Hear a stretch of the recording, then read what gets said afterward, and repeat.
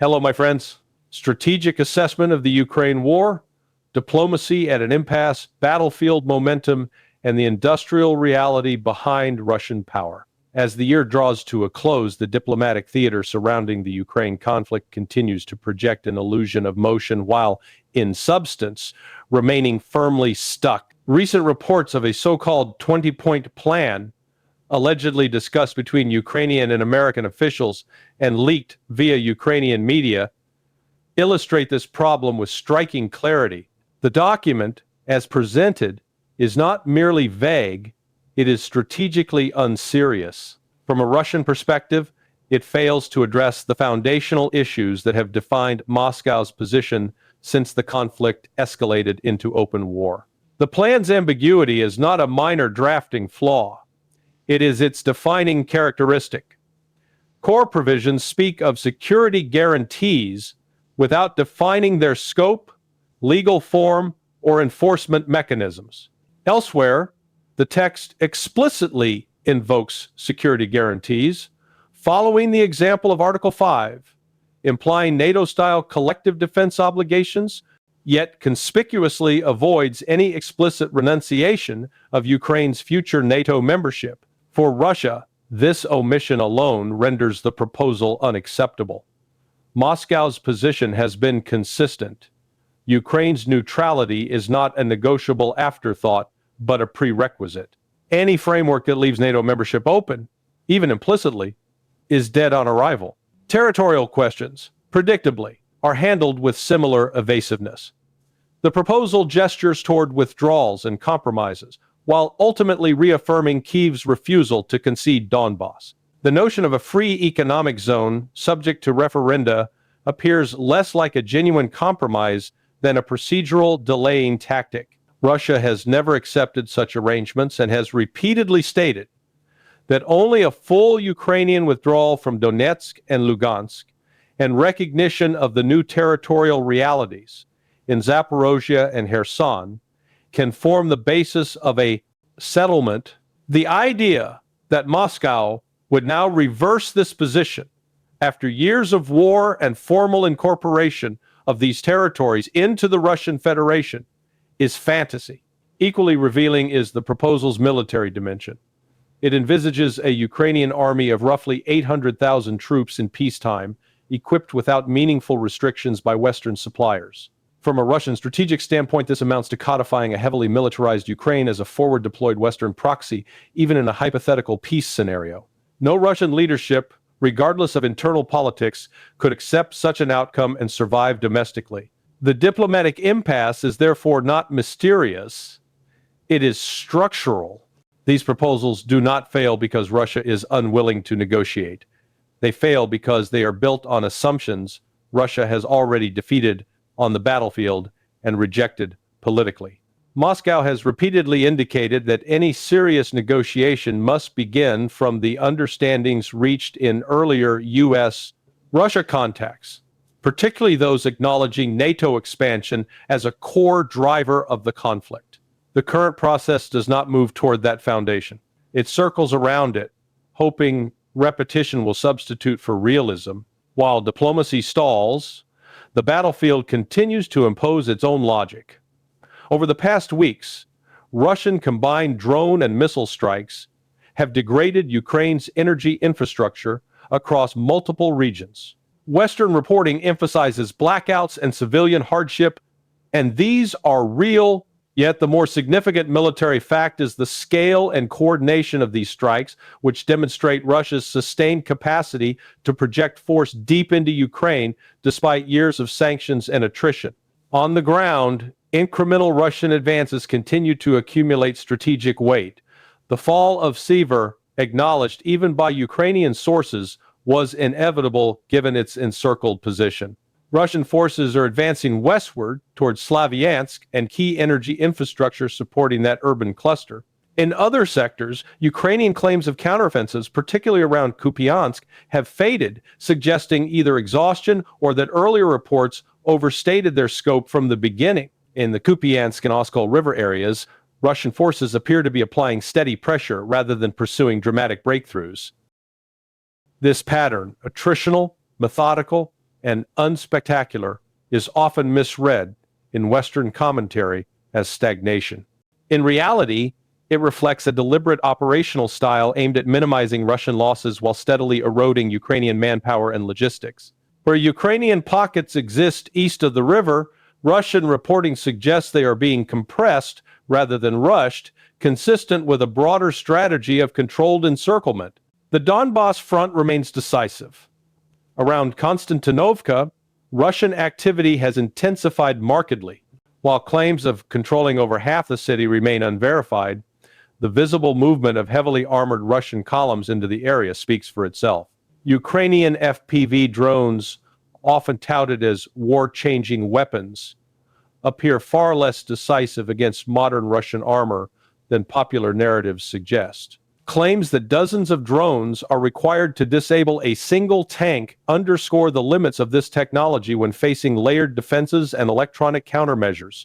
Elsewhere in Donetsk, Ukrainian resistance in places like Mirnograd appears to be collapsing into isolated pockets, likely awaiting negotiation or surrender.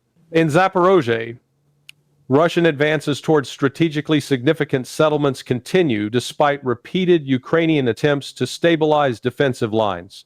Each newly captured village narrows Kyiv's options and expands Moscow's operational freedom. Taken together, these developments point toward a looming strategic inflection point. Should Russian forces secure Konstantinovka and consolidate gains around Pokrovsk and Mirnograd, the Ukrainian position in Donbas would become precarious in the extreme. Slavyansk and Kramatorsk could face encirclement on a scale not yet seen in this war, a cauldron that would dwarf previous Ukrainian losses. Whether this is the explicit plan of the Russian General Staff is unknown, but the operational logic points unmistakably in that direction. Underlying these battlefield outcomes is a factor often misunderstood in the West: Russia's military-industrial mobilization. A recent Reuters report, intended to highlight stress and dysfunction within Russia's defense industry, inadvertently revealed the opposite. The case of an overburdened factory director, pushed to the brink by relentless production demands, is tragic on a human level. But it does not negate the central fact: Russian output has increased dramatically across nearly every category of military equipment. This is not accidental. It is the result of sustained top-down pressure applied by the Russian state, particularly through structures overseen by figures such as Dmitry Medvedev. Western observers recoil at this management style, labeling it coercive or archaic, yet history suggests otherwise. Industrial miracles, whether in the Soviet Union during World War II or in the United States under figures like Henry Kaiser, were never achieved through comfort and consensus. They were achieved through urgency, discipline, and unrelenting demand. Russia today operates its defense industry not as a profit-maximizing enterprise, but as a national survival mechanism. State corporations like Rostec make this explicit. Production is driven by duty, not quarterly earnings. Sanctions have not dismantled this system, they have concentrated it. While Western defense industries struggle with cost overruns, design failures, and shareholder incentives, Russia produces what it needs, when it needs it, and adjusts designs pragmatically under battlefield conditions. This industrial reality casts doubt on Western hopes that new logistics hubs or supply routes, such as expanded transit through Romania, will decisively alter the balance. Even if weapons flow more smoothly, the quantities available are declining, not increasing. Political fatigue, fiscal constraints, and industrial limitations in Europe and the United States impose hard ceilings that rhetoric cannot overcome. Financially, Ukraine's position is no more secure. Loans and aid packages, large on paper, fall short of sustaining a prolonged, high-intensity war. Speculation about Ukrainian elite exit strategies may be exaggerated, but it resonates precisely because corruption scandals and visible elite insulation have eroded domestic trust. Perception matters in wartime, and perceptions of abandonment or elite self-preservation can be as damaging as material shortages. From Moscow's vantage point, the strategic picture is therefore clear. The Russian economy remains stable, military production is expanding, The army continues to advance, however slowly, along multiple fronts. Meanwhile, official U.S. strategic documents openly acknowledge the need to stabilize relations with Russia and to deprioritize the conflict in Ukraine over time. In such circumstances, Russia has neither incentive nor necessity to make concessions. If peace were truly the goal, Western proposals would reflect battlefield realities: acceptance that Donbass is lost to Ukraine, acknowledgement that NATO membership is foreclosed, and a focus on constructing a viable, neutral Ukrainian state within reduced borders. Such a settlement remains theoretically possible. What is not possible is compelling Russia to accept strategic defeat through diplomatic language after it has already secured strategic advantage through force. The war, therefore, continues not because Russia refuses peace, but because current diplomatic efforts refuse reality. And until that changes, the outcome will be determined not in conference rooms, but on the ground, where momentum, industry, and time increasingly favor Moscow. Beyond the immediate military and diplomatic dynamics, there is a deeper structural issue shaping the trajectory of this war: time itself. Time, contrary to much Western commentary, is not neutral. It is not an abstract backdrop against which events unfold evenly for both sides. In this conflict, time increasingly favors Russia, and this reality explains far more about Moscow's negotiating posture than any ideological rigidity. Russia entered this phase of the conflict having already absorbed the shock of sanctions, financial isolation, and technological embargoes. The first year of the war was, from a Russian perspective, a period of forced adaptation. Supply chains were rerouted, parallel import mechanisms established, domestic production scaled up, and fiscal policy recalibrated toward long-term resilience. Those adjustments are now largely complete. The Russian state, economy, and military-industrial base are operating on a wartime footing that is no longer improvised but institutionalized. Ukraine, by contrast, remains structurally dependent. Its war effort relies on three external pillars: Western weapons, Western money, and Western political will. None of these are fully within Kyiv's control, and all three are showing signs of erosion. Weapons deliveries are increasingly constrained by industrial limits rather than political intent. Financial assistance is becoming entangled in domestic debates within donor states. Political will, while still publicly affirmed, is increasingly conditional, fragmented, and vulnerable to electoral cycles. This asymmetry explains why Russian decision-makers do not experience urgency in the same way their Western counterparts do.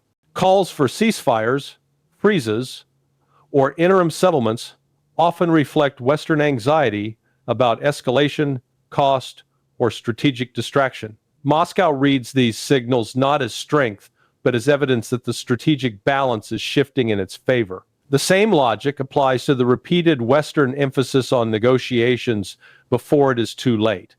From a Russian standpoint, it is not late at all. On the contrary, every additional month of fighting degrades Ukrainian manpower, infrastructure, and morale, while reinforcing Russian operational depth and battlefield experience. Attrition, often dismissed as crude or outdated, is precisely the mechanism through which Russia expects to prevail. This expectation is reinforced by demographic and mobilization realities. Ukraine has already mobilized deeply into its population base. Reports of forced conscription, lowered age thresholds, and declining volunteer enthusiasm are not propaganda inventions. They are acknowledged across multiple sources. Russia, meanwhile, continues to draw from a larger population pool and has institutionalized rotation, contract recruitment, and selective mobilization in a way that spreads the burden more sustainably over time. Western analysts often point to Russia's casualty figures as evidence that Moscow cannot sustain this approach. What they overlook is that sustainability is not measured solely in absolute numbers, but in replacement capacity, social tolerance, and political control. Thus far, the Russian state has demonstrated all three. Ukrainian society, under vastly greater strain and existential pressure, faces a far steeper challenge in this regard. The information war mirrors these dynamics. Western media narratives oscillate between overstating Ukrainian successes and warning of Russian brutality, often within the same reporting cycle. This inconsistency undermines credibility over time. Russian messaging, by contrast, is remarkably stable. It does not promise rapid victory or minimal losses. It emphasizes inevitability, endurance, and historical continuity. Such narratives may not resonate universally, but they are internally coherent, and coherence matters in long wars. Another underappreciated factor is institutional learning. The Russian military that entered the conflict in its early stages is not the same force operating today. Command structures have adapted. Drone warfare, electronic warfare, counter-battery tactics, and combined arms coordination have all evolved through hard experience. Failures have been absorbed, analyzed, and corrected. This process is neither glamorous nor instantaneous, but it is cumulative. Ukraine has also learned, but under far harsher constraints. Each adaptation must be coordinated with external suppliers, trained on unfamiliar systems, and integrated into units suffering from constant attrition. Innovation under fire is possible, but it is far easier when one controls one's industrial base, logistics, and doctrine, as Russia increasingly does. This brings the discussion back to negotiations. The prevailing Western assumption appears to be that Russia must eventually compromise because war is costly. That assumption confuses cost with leverage. Wars end not when costs exist, they always do, but when costs exceed perceived alternatives. For Russia, the alternative to continuing the war is accepting a hostile, militarized Ukraine integrated into Western security structures. Compared to that outcome, the costs of continued fighting remain acceptable. Furthermore, Russia's leadership is acutely aware of historical precedent. Conflicts frozen without resolution, Korea, the post-2014 Donbass stalemate, even the Minsk process are viewed in Moscow not as peace, but as deferred conflict under worse conditions. The lesson drawn is that unfinished wars return, usually at a higher price. This strategic memory informs Russia's insistence on decisive outcomes rather than ambiguous settlements. Western policymakers, especially in Europe, often underestimate this dimension.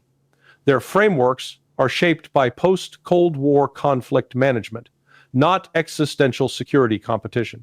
Russia operates under a different mental model, one forged by invasion, collapse, and recovery within living memory. That difference in worldview makes miscommunication almost inevitable. Looking ahead into 2026, several trajectories become increasingly plausible if current trends hold. A Russian operational breakthrough in Donbass would fundamentally alter the war's geometry. Even absent dramatic encirclements, the steady loss of urban nodes would render Ukrainian defensive lines untenable. Logistics would fragment, morale would deteriorate, political pressure within Kyiv would intensify. At that point, negotiations, if they occur, would not resemble current Western proposals. They would be crisis-driven, asymmetric, and conducted under battlefield duress. History suggests that such negotiations rarely produce outcomes favorable to the side in retreat. Russia understands this. So does Ukraine, which explains its resistance to talks under present conditions despite mounting losses. In the end, the most striking feature of the current moment is not escalation, but inertia. The war continues because no actor with decisive influence believes stopping now would improve their strategic position. For Russia, continuation promises consolidation and leverage. For Ukraine, continuation is framed as survival, even as options narrow. For the West, continuation postpones difficult choices while hoping for a reversal that shows little sign of materializing. Wars rarely end because one side wishes them to. They end when reality intrudes so forcefully that denial becomes impossible. Judging by the battlefield, the industrial balance, and the strategic calculus on all sides, that moment has not yet arrived, but it is moving steadily closer. And when it does, It will favor the actor best prepared to endure rather than persuade. In the end, wars do not conclude with moral clarity or rhetorical symmetry. They end when one side loses the ability to impose its will and the other no longer sees value in restraint. This is an uncomfortable truth, particularly for societies accustomed to thinking of conflict as a contest of narratives rather than capacities. The war in Ukraine, stripped of slogans and abstractions, is moving steadily towards such an ending for Ukraine. The danger is not merely territorial loss, it is strategic exhaustion. States can survive defeat, they rarely survive prolonged ambiguity combined with systemic dependency. The longer Kyiv's war effort remains tethered to external supply chains, external financing, and external political calendars, the more its sovereignty becomes procedural rather than substantive. A country that cannot decide when to fight, when to negotiate, or when to stop is not fully sovereign, regardless of flags or formal recognition. For the West, the central failure has been conceptual rather than material. Policymakers frame the conflict as a manageable proxy war costly for Russia, containable for NATO, and ultimately reversible through economic pressure and military assistance. That framework underestimated Russia's tolerance for hardship, overestimated Western industrial elasticity, and misunderstood the nature of Russian strategic culture. The result is not imminent catastrophe for the West, but strategic embarrassment. A slow realization that leverage has been exhausted while expectations remain inflated. Russia, meanwhile, has pursued a far older and less glamorous theory of victory. It has emphasized endurance over spectacle, production over persuasion, and attrition over maneuver. This approach lacks cinematic appeal and offers few moments of rhetorical triumph, but it aligns with Russia's historical experience and institutional memory. Moscow is not seeking validation, it is seeking resolution. And resolution, in its view, requires removing the conditions that produce the conflict in the first place, not merely suspending them. This is why diplomatic initiatives that ignore battlefield realities fail repeatedly. They attempt to negotiate outcomes that the war itself has already rendered obsolete. Peace proposals that assume Ukraine's eventual integration into Western security structures or Russia's acceptance of a hostile military presence on its borders are not bridges, they are dead ends. Each iteration of such proposals deepens mistrust and reinforces Moscow's conviction that only force, not dialogue, will settle the matter. When the war does end, and it will, it is unlikely to do so with a signing ceremony that satisfies all parties. More plausibly, it will conclude through a recognition of facts that Donbass is no longer contestable, that Ukraine's military capacity has been irreversibly degraded, and that Western power, while still immense, has limits it can no longer obscure. Negotiations conducted under those conditions will be about containment of loss, not restoration of ambition. History offers little comfort to those who believe wars end because they should. They end because one side can no longer continue without risking collapse, while the other sees no advantage in stopping. The tragedy is not that this logic is cruel, it is that it is predictable. The opportunity for a less destructive outcome existed earlier, when compromise could still be framed as choice rather than necessity. That opportunity has largely passed. What remains now is the grinding logic of endurance. Russia appears prepared for it. Ukraine is being forced through it. The West is struggling to define its role within it. None of these positions is morally pure, but only one is strategically coherent. In that sense, the war in Ukraine is not an anomaly.